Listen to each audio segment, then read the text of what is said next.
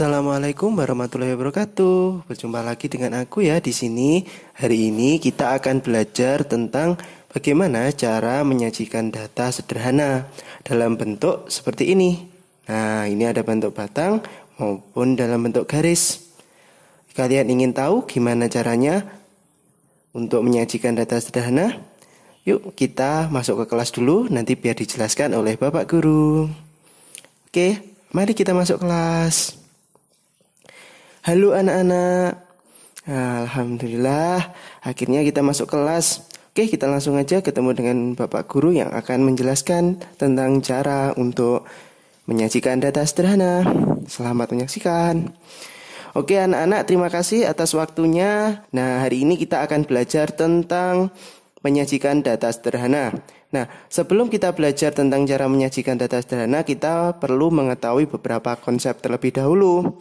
Yang pertama adalah terkait dengan data. Nah, data adalah informasi tentang suatu hal yang penting. Nah, jadi data ini otomatis adalah yang benar-benar terjadi, sehingga data dapat juga disebut sebagai suatu fakta. Nah, dalam bentuknya, dalam kesehariannya, data ini bisa dalam bentuk angka maupun dalam bentuk kata-kata. Nah, misalkan seperti data banyaknya kendaraan yang dimiliki oleh warga di Kabupaten Blitar. Misalnya ada berapa kendaraan atau berapa kendaraan yang lewat pada hari ini. Nah, itu biasanya dalam bentuk angka atau mungkin hasil tangkapan ikan nelayan. Nah, itu ikan apa saja. Nah, itu merupakan contoh dari data berupa kata-kata. Nah, maka dari itu kita kan tentu sulit ketika dalam bentuk angka ataupun dalam bentuk kata-kata. Agar mudah dibaca dan dipahami oleh orang lain ataupun kita sendiri, maka data tersebut disajikan dalam bentuk tabel atau grafik. Contohnya seperti ini. Nah, ini adalah bentuk dari penyampilan dalam bentuk tabel. Nah, itu bisa dilihat ada tabel yang berisi data-data. Contohnya di sini adalah tabel berat badan siswa kelas 4. Nah, di situ ada berat badan 27 kg. Jumlahnya ada 3 siswa. Sampai dengan jumlah 3 pada berat badan 31 kg. Selanjutnya ada dalam bentuk batang. Nah, di sini misalkan contohnya data jumlah pasien COVID-19 yang dirawat inap. Nah, itu di dalam tabel batang, dalam diagram batang ini terlihat jelas berapa jumlahnya dari pasien tersebut dan seberapa tinggi batang yang akan ditampilkan. Selanjutnya adalah data penjualan. Di sini adalah contoh dari grafik garis. Nah, kemudian yang terakhir ada contoh dari grafik lingkaran. Oke, nah karena keterbatasan waktu, kita akan belajar 3 hal dulu ya, terkait dengan cara menyajikan dalam bentuk tabel, dalam bentuk batang, dan juga dalam bentuk grafik garis. Ya, mohon maaf, maksudnya adalah grafik batang ya. Oke, pertama-tama kita belajar dulu dalam menyajikan dalam bentuk tabel. Oke, kita langsung mulai dengan contoh agar kita mudah untuk memahami. Pertama, di sini dapat contoh ketinggian tempat biasanya dinyatakan dengan satuan mdpl atau meter dari permukaan laut. Tabel berikut menunjukkan ketinggian beberapa kecamatan di daerah istimewa Yogyakarta. Pengukuran dilakukan di ibu kota kecamatan. Nah, ini adalah datanya di dalam tabel. Dapat kita baca bahwa untuk Kecamatan Serandakan yang berada di Kabupaten Bantul, ketinggiannya adalah 12 meter di atas permukaan laut. Kemudian di Kecamatan Pundong, Kabupaten Bantul, ketinggiannya adalah 20 meter di atas permukaan laut. Kecamatan Sewon, Kabupaten Bantul, ketinggiannya 69 meter di atas permukaan laut. Kecamatan Kalasan berada di Kabupaten Sleman, ketinggiannya 144 meter di atas permukaan laut. Kemudian ada Kecamatan Ngemplak yang berada di Kabupaten Sleman, ketinggiannya 450 meter di atas permukaan laut. Dan yang terakhir ada Kecamatan Pakem di Kabupaten Sleman, ketinggiannya 600 meter di atas permukaan laut. Dari data tersebut, kategorikan kecamatan yang ada menjadi daerah dataran rendah dan dataran tinggi. Nah, di sini berarti dari data yang ditampilkan kecamatan yang ada di daerah istimewa Yogyakarta, kita disuruh untuk mengategorikan kecamatan mana yang masuk dalam dataran tinggi dan kecamatan mana saja yang masuk dalam dataran rendah. Yuk kita langsung membuat bagaimana tabelnya agar mudah untuk dibaca. Oke, berikut caranya. Yang pertama, kita harus pahami dulu data yang diminta. Berdasarkan contoh, maka kita diminta untuk membuat data tentang kecamatan mana saja yang termasuk dataran rendah dan dataran tinggi. Untuk itu kita harus ingat bahwa yang termasuk dalam dataran rendah adalah daerah yang memiliki ketinggian kurang dari 200 meter di atas permukaan laut. Sementara dataran tinggi adalah daerah yang memiliki ketinggian lebih dari 200 meter di atas permukaan laut.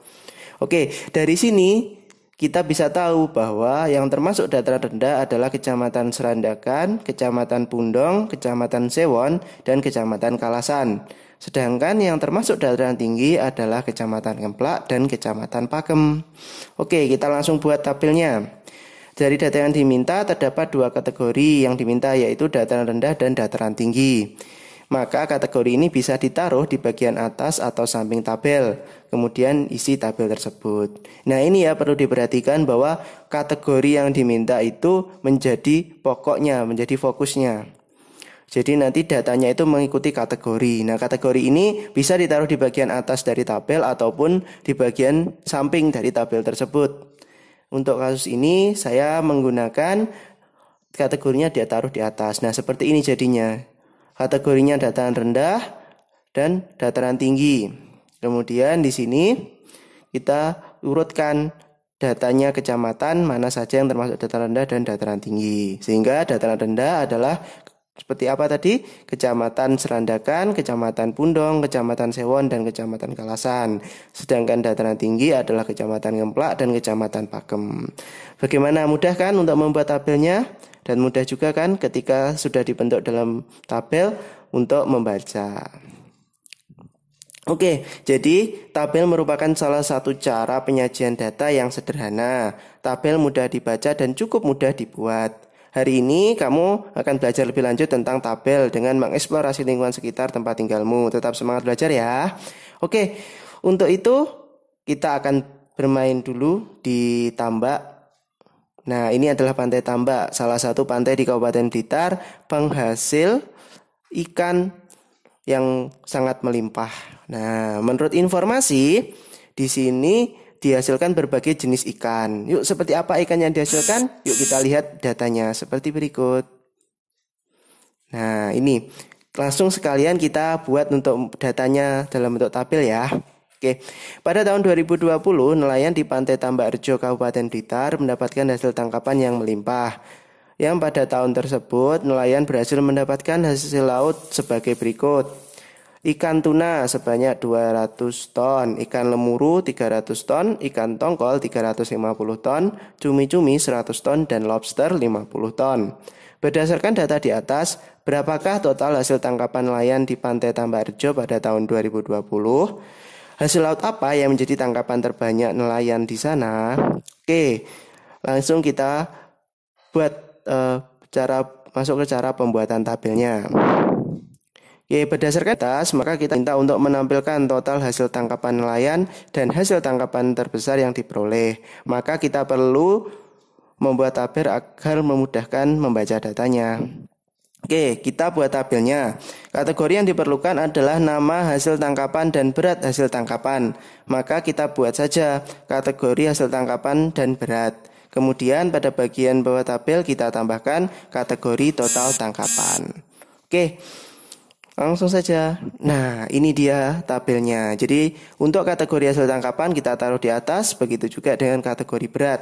Kita masukkan Hasil tangkapannya ada ikan tuna, ikan lemuru, ikan tongkol, cumi-cumi, dan lobster. Kemudian di sampingnya kita masukkan beratnya. Ada ikan tuna 200 ton, ikan lemurunya 300 ton, ikan tongkol 350 ton, cumi-cumi 100 ton, dan lobster 50 ton. Sehingga total kita tambahkan saja dari 200, 300, 350, 100, dan 50. Hasilnya adalah 1000 ton. Oke, dari sini kita bisa melihat bahwa untuk hasil tangkapan nelayan totalnya adalah 1000 ton. Sedangkan hasil tangkapan terbanyak yang diperoleh nelayan adalah ikan lemuru. Bagaimana? Mudah kan? Nah, demikian tadi cara untuk membuat tabel. Jadi tabel ini difungsikan untuk memudahkan kita sebagai pembaca untuk memahami data, dan sebagai kita yang pembuat datanya, kita bisa mudah untuk menyampaikan kepada orang lain. Nah, kita kembali lagi ke kelas ya. Nah, bagaimana? Apakah ada yang ditanyakan atau adakah kalian kurang paham terkait dengan penyajian data menggunakan tabel? Apabila kalian sudah paham, silahkan scan barcode di samping untuk latihan lebih lanjut.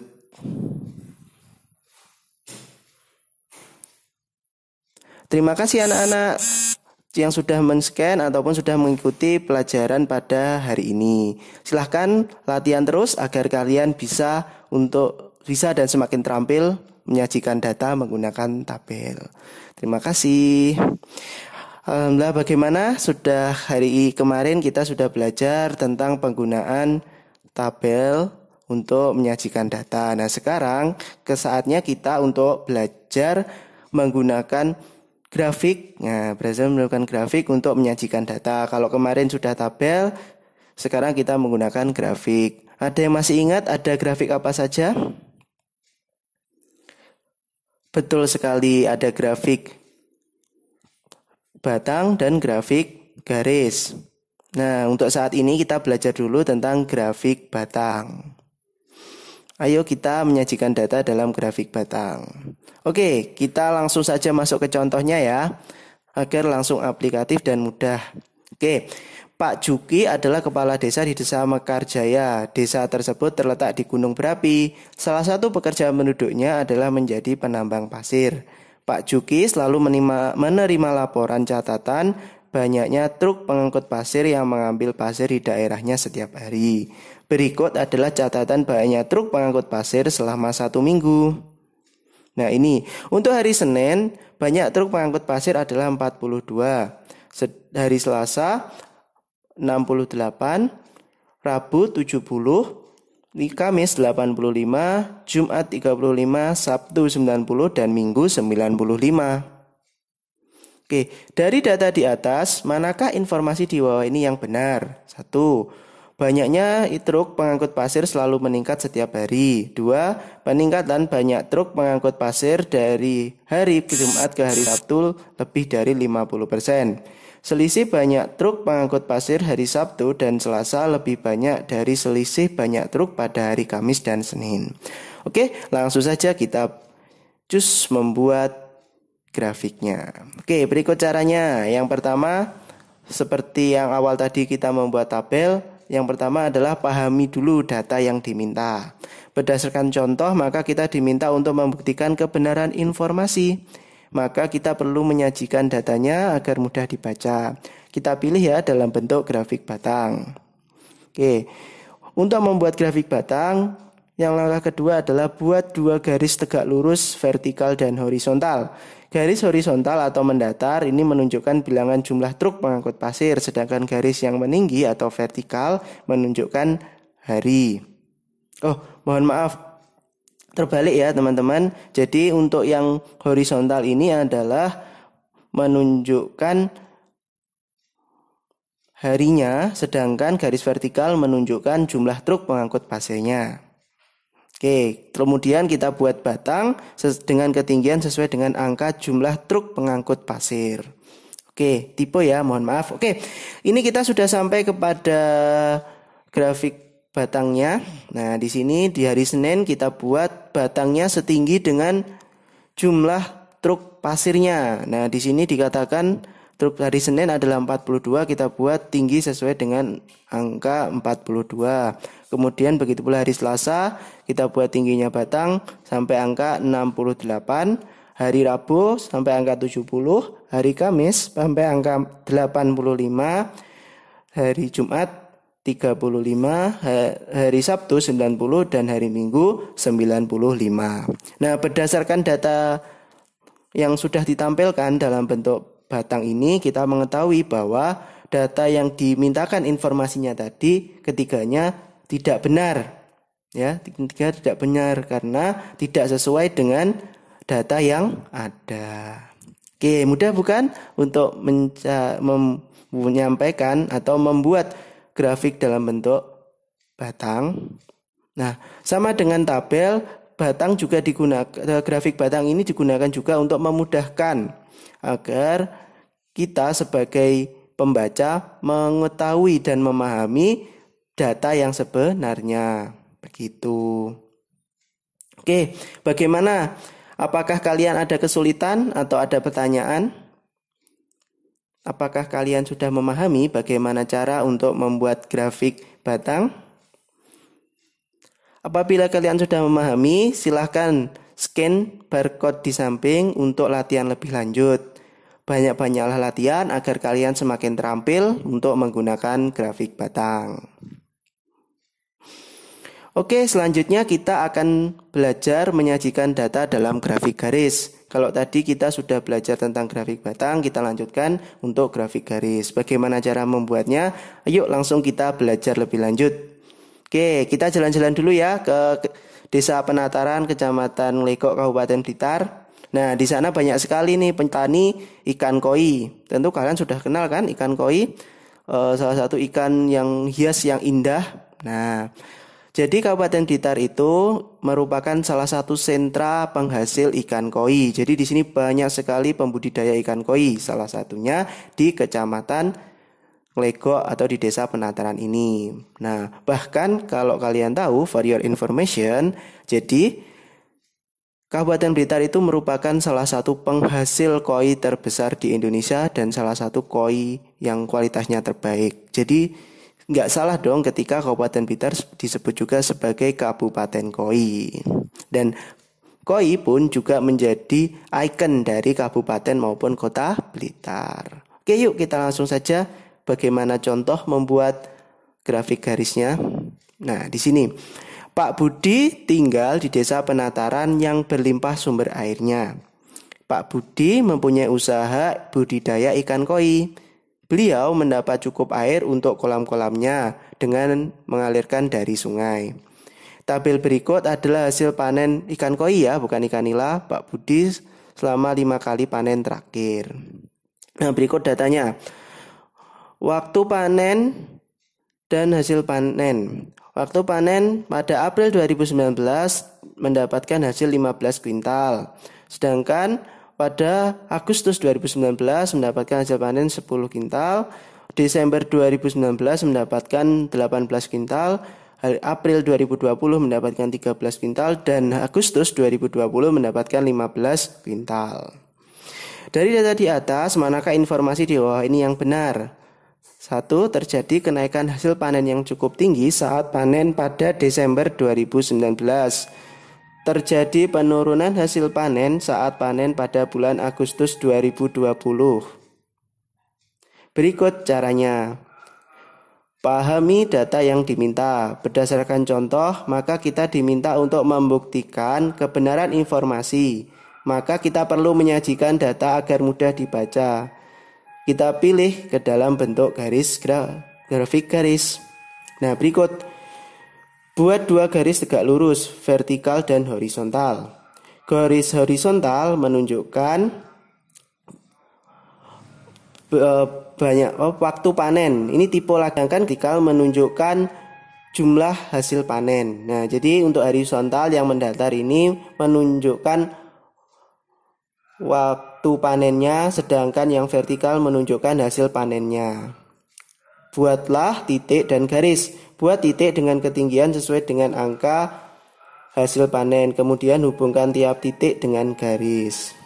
Nah, ini adalah grafik garisnya. Jadi untuk April berada di titik 15, kemudian Agustus 2019 juga berada di titik 10, sedangkan Desember 2019 berada di titik berapa ini? berada di titik 18. Kemudian di bulan April berada di titik 13 dan kemudian di bulan Agustus berada di titik 15. Nah, perlu kalian ketahui bahwa cara mengetahui jika hasil panen ikan koi naik atau turun adalah dengan membandingkan hasil panen saat ini dengan hasil panen sebelumnya. Jika panen saat ini lebih banyak daripada panen sebelumnya, maka artinya panen saat ini mengalami kenaikan. Oke, dari data di atas, manakah informasi bahwa ini yang benar? Jadi terjadi kenaikan hasil panen yang cukup tinggi saat panen pada Desember 2019 adalah betul. Kemudian terjadi penurunan hasil panen saat panen pada bulan Agustus. Salah, itu ya. Oke, mudah kan untuk membuat grafik garisnya? Oke, kita kembali lagi ke kelas. Oke, kalian adakah kesulitan untuk membuat grafik garis? Apakah kalian sudah memahami cara penyajian data menggunakan grafik garis? Bila kalian sudah memahami, silahkan scan barcode untuk latihan lebih lanjut. Perbanyaklah latihan agar kalian semakin terampil menggunakan grafik garis untuk menyajikan data. Nah, ini juga terdapat beberapa barcode yang akan menuju kepada beberapa soal latihan. Silahkan semakin banyak kalian latihan, maka semakin terampil kalian dalam menyajikan data. Baik itu menggunakan tabel, grafik garis maupun grafik batang. Jadi dalam seharian biasanya dalam menyajikan data itu tidak cukup hanya dalam bentuk tabel. Karena untuk mengetahui adanya peningkatan maupun penurunan itu biasanya kita akan dimudahkan dengan menggunakan grafik batang maupun grafik garis. Oke, silahkan scan barcode 3 barcode ini satu-satu ya nyekennya. Bisa mulai dari latihan 4 dulu, latihan 5 dan latihan yang ke-6. Oke, selamat berlatih. Semoga kalian semakin terampil dalam menggunakan grafik untuk menyajikan data. Oke, terima kasih teman-teman. Kalian tadi sudah mendengarkan penjelasan dari guruku terkait dengan bagaimana menyajikan data sederhana menggunakan tabel, dan grafik. Oke, mungkin sekian dulu ya teman-teman. Aku tertarik banget nih, aku mau belajar, aku mau scan barcode-nya biar aku bisa semakin terampil untuk menggunakan tabel maupun grafik untuk menyajikan data. Terima kasih teman-teman sudah mendampingi aku. Kita sudah belajar bersama. Jangan lupa kalian latihan juga ya agar semakin terampil. Assalamualaikum warahmatullahi wabarakatuh.